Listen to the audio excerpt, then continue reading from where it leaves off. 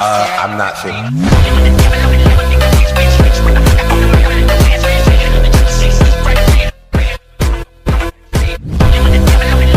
हाँ भाई सिग्मा जी, तो कर दिया क्लिक इस वीडियो पे, समझ लिया खुद को सिग्मा।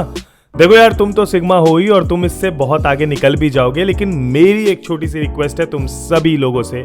चाहे तुम लोगों की संख्या काफ़ी कम हो, लेकिन तुमसे एक रिक्वेस्ट है कि इस वीडियो को प्लीज़ शेयर करो, वीडियो को लाइक करो, चैनल को सब्सक्राइब करके बेल आइकन दबाओ, क्योंकि तुम्हारा साल अच्छा बनाने के लिए मेरा साल अच्छा करना बहुत ज़्यादा इंपॉर्टेंट है। और क्योंकि यूट्यूब ने हमारे चैनल को काइंड ऑफ शैडो बैन कर दिया है because I was inactive from 5-6 months, तो इस वजह से आप लोगों का हेल्प एंड सपोर्ट अभी मुझे बहुत ज़्यादा रिक्वायर्ड है। तो चलो चलते हैं वीडियो में। अब इस वीडियो में मैं तुमसे बात करने वाला हूं यार कि कैसे मैंने 0 से लेके 80% का सफर तय किया था 25 दिन में, और सेम स्ट्रैटेजी को तुम लोग यूज करके यार लगा सकते हो अपने गिवन टाइम में, जिससे कि तुम लोगों की जो प्रोडक्टिविटी है वो कम से कम यार 50% से हाई हो जाएगी। मतलब जो अभी तुम कर रहे हो उससे काफी ज्यादा राइज हो जाएगी। अब देखो मैंने क्या किया था, मैं बहुत सिंपली बताता हूँ। Why I have named this video sigma is because anyone who considered himself as a sigma, उसका एक वो होता है, उसका एक अप्रोच होता है कि वो किसी भी चीज़ों की तरफ बिल्कुल ऐसे देखता है, मतलब स्ट्रेट। ठीक है, अगर आप लेफ्ट राइट ज़्यादा देखोगे इस टाइम पे, ये चीज़ बहुत इंपॉर्टेंट है कि अगर आप लेफ्ट राइट ज़्यादा देखोगे तो आपके लिए प्रॉब्लम ज़्यादा होंगी, और अगर आप स्ट्रेट देखने वाले इंसान हो तो आपके लिए प्रॉब्लम काफी कम होगी। तो अगर आप स्ट्रेट अप्रोच रखोगे किसी भी चीज को लेके तो आपके लिए चीजें काफी ज्यादा आसान होती है। अब स्ट्रेट अप्रोच रखे कैसे भैया, यही क्वेश्चन आता है। स्ट्रेट अप्रोच रखना बहुत ईजी है। इफ आई नो कि मेरे को ये पर्टिकुलर काम करना है तो मेरा काम उसी पे होगा। अब ये स्ट्रेट अप्रोच से ना बहुत सारी चीजें कट आउट हो जाती है। सबसे पहला, अगर मैं जब भी उस दिनों में मेरे को पता है मेरे पास टाइम कम है, और अगर उस टाइम में मैं अगर पढ़ने बैठता हूं तो मेरे को ये लगता है कि यार मैं इससे आउट ऑफ बहुत अच्छी प्रोडक्टिविटी निकालूं, लेकिन उस बीच में जब मेरा नोटिफिकेशन बजता है, उस बीच में जब फोन में किसी का मैसेज आ जाता है, तो उस समय जो डिस्ट्रैक्शन है वो पूरा उस तरफ चला जाता है और पढ़ाई चल जाती है भाई साइड में। ठीक है, तो ये स्ट्रेट अप्रोच जो आपका रहता है वो डेविएट हो जाता है। यही जो डेविएशन है, इससे अगर आप अपने आप को कंट्रोल कर लोगे तो आपके लिए बहुत बहुत ज्यादा आसान हो जाएगा। ठीक है, तो आपको सबसे मेन यही करना है कि आपको अपना डेविएशन कंट्रोल करना सीख लेना होगा अभी से, क्योंकि अगर आप डेविएशन कंट्रोल नहीं करोगे तो आपके लिए चीज़ें बहुत ज़्यादा डिफिकल्ट हो जाएगी, है ना। अब डेविएशन कंट्रोल ऐसा होता कैसे, do not disturb mode her phone में होता है। ठीक है, हर लैपटॉप में जब भी आप लॉग इन कर रहे हो, आप लैपटॉप से पढ़ रहे हो, तो उसमें अपना व्हाट्सएप जो है उसको बंद रखो, उसकी नोटिफिकेशंस बंद रखो। ऐसी हर चीज़ जो आपको डिस्ट्रैक्ट करे वो बंद होनी चाहिए, क्योंकि at the end for the people who we care about, जो हमारे लिए बहुत केयर है, जिनसे हम फर्स्ट पॉइंट ऑफ कॉन्टैक्ट रखना चाहते हैं, वो हमारे आसपास बैठे होते हैं। तो it's easy to cut out from everything and concentrate on one thing.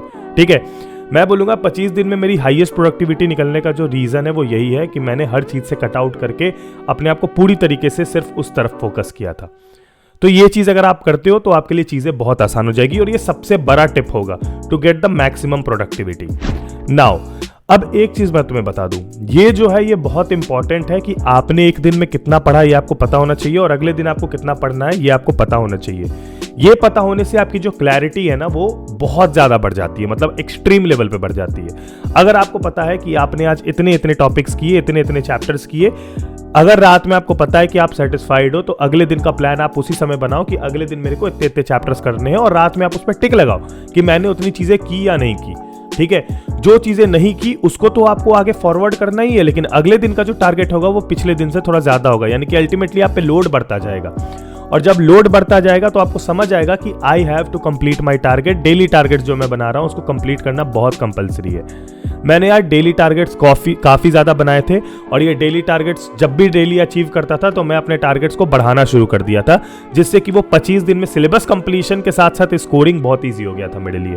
तो ये एक बहुत इंपॉर्टेंट टिप होगा मेरे साइड से। Now third and most important tip, ये एनसीईआरटी नाम का बुक है ना, इसको साइड में फेंको ही मत, यही असली गोल्ड है। ठीक है, असली गोल्ड एनसीईआरटी होता है। मैंने यार, मैं जेन्युइन बता रहा हूँ, मैंने अपनी पूरी जो दिमाग है वो एनसीईआरटी को दी थी। मैं भाई मैथ्स सिर्फ एनसीईआरटी से बनाता था, मैं केमिस्ट्री में सिर्फ एनसीईआरटी के क्वेश्चन करता था, और मैं फिजिक्स में सिर्फ एनसीईआरटी के क्वेश्चन करता था और कुछ नहीं। और प्रीवियस ईयर क्वेश्चन करता था कोप अप करने के लिए एनवायरनमेंट से कि क्वेश्चंस कैसे आते हैं। तो अगर आप एनसीईआरटी से स्टिक रहोगे, एनसीईआरटी आपको पता है 80% तो इजीली ला दे देगी आपको।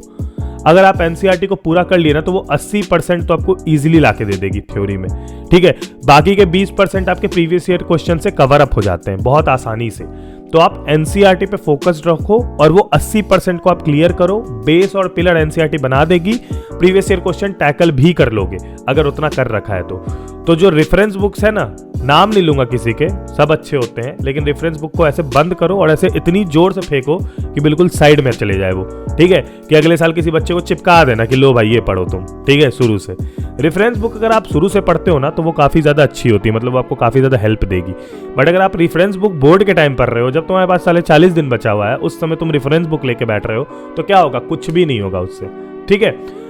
अब इतनी चीजें तुमको समझ आ गई होगी, अब तुमको मोटा मोटा हिसाब समझ में आ गया होगा कि भैया ध्यान केंद्रित करना है। और इसका तीनों चीजों में जो मैंने बताया है, तीनों टिप, उसमें मैंने एक ही चीज ऑन होल बात की है कि फोकस एक जगह होना चाहिए, बुक एक होना चाहिए, प्रीवियस ईयर क्वेश्चन एक जगह से लगाओ, टॉपिक्स अपने कंसंट्रेटेड रखो कि इतने ही टॉपिक्स आज करने हैं, ठीक है। और एकदम कंसंट्रेशन के साथ एक समय पढ़ाई करो कि हाँ, अगर मैं 6 बजे से लेकर 9 बजे की एक स्टडी लगा रहा हूँ मैराथन, तो उस 6 से 9 के बीच में चाहे मेरे मैसेज में कैसा भी नोटिफिकेशन आ जाए, मेरे को देखना ही नहीं है, ठीक है। अगर आपके लिए कोई पसंदीदा इंसान है, गर्लफ्रेंड बॉयफ्रेंड, तो उनको आप मैसेज कर दो कि देखो भैया 6 से 9 बैठ रहे हैं, ठीक है। 9 बजे से 9:30 तुमसे बात कर लेंगे, कोई दिक्कत नहीं है, लेकिन 6 से 9 तंग मत करना बस, ठीक है। ये करके आप अपना बढ़िया एस्केप ले लो। और अगर तंग कर रहा है भाई, तो फिर तो nobody wants your nice, ये समझ जाओ, इतने तो समझदार हो चुके हैं आज के जेनजीज। तो मैं आपको बस इतना ही कहना चाह रहा हूं कि ओवरऑल ये जो पर्सनैलिटी है ना, इसमें चेंज आएगा तो रिजल्ट में अपने आप चेंज आएगा। पर्सनैलिटी क्या होना चाहिए? फॉरवर्ड। अगर सामने फोकस कर रहे हैं तो चीज़ें बहुत आसान हो जाएंगी, डिफिकल्ट चीज़ें भी आसान लगने लगेंगी और क्लियर करना बहुत ईजी हो जाएगा, ठीक है। अब मैंने बहुत सारी स्ट्रैटेजी बनाई है, जैसे कि आप दिसंबर में कैसे पढ़ सकते हो, जैसे आप सब्जेक्ट वाइज कैसे पढ़ सकते हो, तो वो सभी चीज़ें सब एप्लीकेबल हैं, लेकिन वो तब एप्लीकेबल है ना जब आप ये वाला काम कर लो, ये सेंटर फॉरवर्ड आप हो जाओ, ठीक है। इस वजह से कह रहा हूं कि इस वीडियो को मैक्सिमम शेयर करो, स्कूल के व्हाट्सएप ग्रुप में, इंस्टाग्राम स्टोरी पे लगाओ, मुझे टैग करो, यहाँ पर आ रहा होगा मेरा, और भाई लगा दो भाई, ठीक है। बस इतना ही चाहिए तुम लोगों से इस वाली वीडियो पे, ठीक है। तो तब तक के लिए अपना ख्याल रखना, bye bye, take care and peace, Jai Hind, Vande Mataram.